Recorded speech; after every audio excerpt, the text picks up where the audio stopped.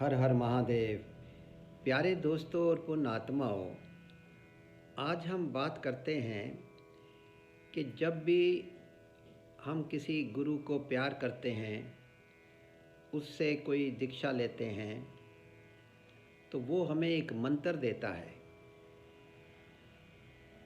और साथ में एक बात बताता है अपने शिष्य को कि आप इस मंत्र को गुप्त रखना।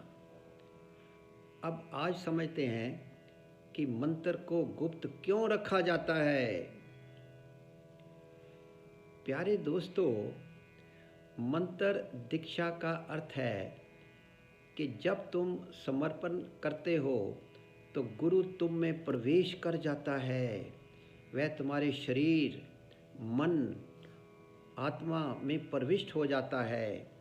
गुरु तुम्हारे अंतस में जाकर तुम्हारे अनुकूल ध्वनि की खोज करेगा। पहले वह तुम्हारा मंत्र होगा।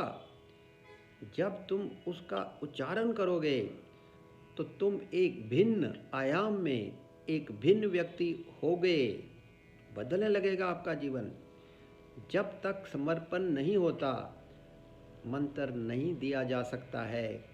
मंत्र देने का अर्थ है कि गुरु ने तुम में प्रवेश किया है। गुरु ने तुम्हारी गहरी लयबद्धता को, तुम्हारे प्राणों के संगीत को अनुभव किया है और फिर वह तुम्हें प्रतीक रूप में एक मंत्र देता है जो तुम्हारे अंतस के संगीत से मेल खाता हो। जब तुम उस मंत्र का उच्चार करते हो तो तुम आंतरिक संगीत के जगत में प्रवेश कर जाते हो। तब आंतरिक लयबद्धता उपलब्ध होती है। अंदर की वाइब्रेशन, इनर टेक्नोलॉजी जाग जाती है। मंत्र तो सिर्फ चाबी है दोस्तों, और चाबी तब तक नहीं दी जा सकती जब तक ताले को न जान लिया जाए। मैं तुम्हें तभी चाबी दे सकता हूँ जब तुम्हारे ताले को समझ लूँ, मतलब शरीर को समझ लूँ। चाबी तभी सार्थक है जब वह ताले को खोले। किसी भी चाबी से काम नहीं चलेगा। प्रत्येक व्यक्ति विशेष ढंग का ताला है, उसके लिए विशेष ढंग की चाबी ज़रूरी है। तो सबका मंत्र भी अलग अलग होगा। यही कारण है कि मंत्र को गुप्त रखा जाता है। अगर तुम अपना मंत्र किसी और को बताते हो तो वह उसका प्रयोग कर सकता है। यही कारण है कि लोगों को अपने अपने मंत्र गुप्त रखने चाहिए। उन्हें सार्वजनिक बनाना ठीक नहीं है, वह खतरनाक है।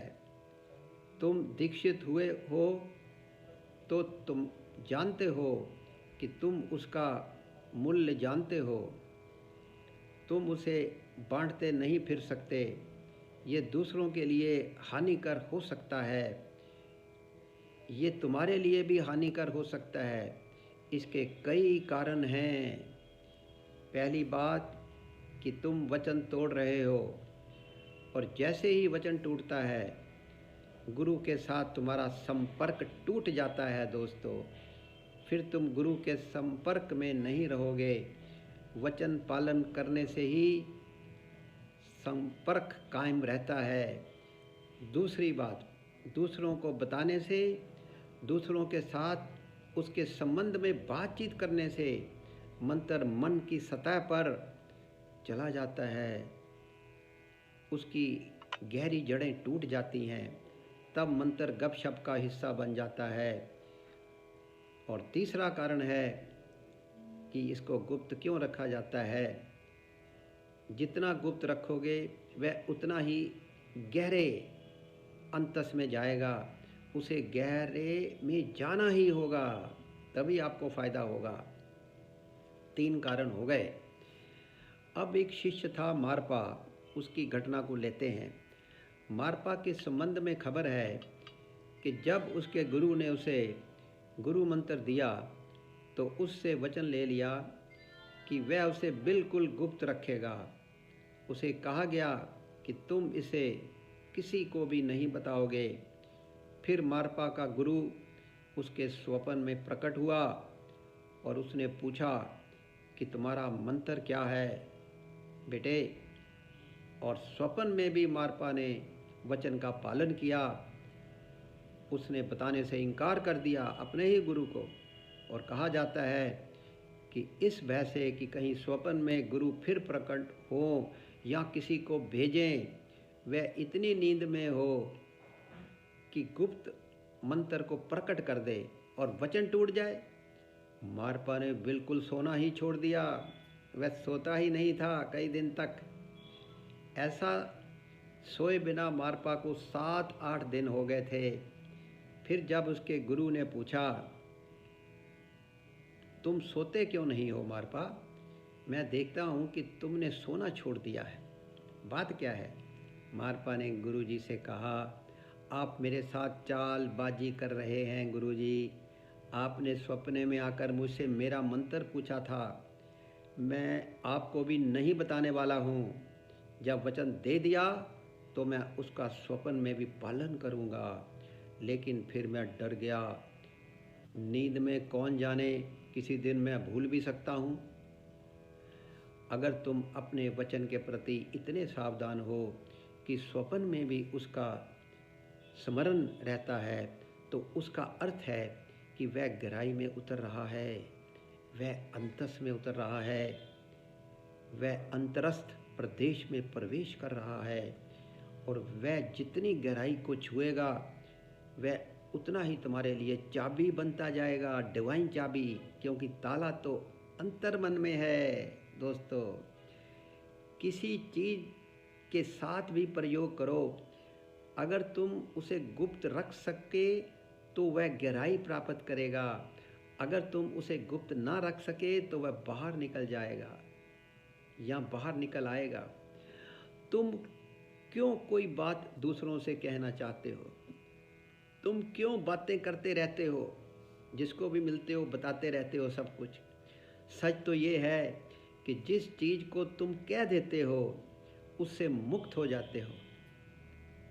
एक बार तुमने किसी से कह दिया, तुम्हारा उससे छुटकारा हो जाता है, वह चीज़ बाहर निकल जाती है। मनोविश्लेषण का पूरा धंधा, बिजनेस इसी पर खड़ा है।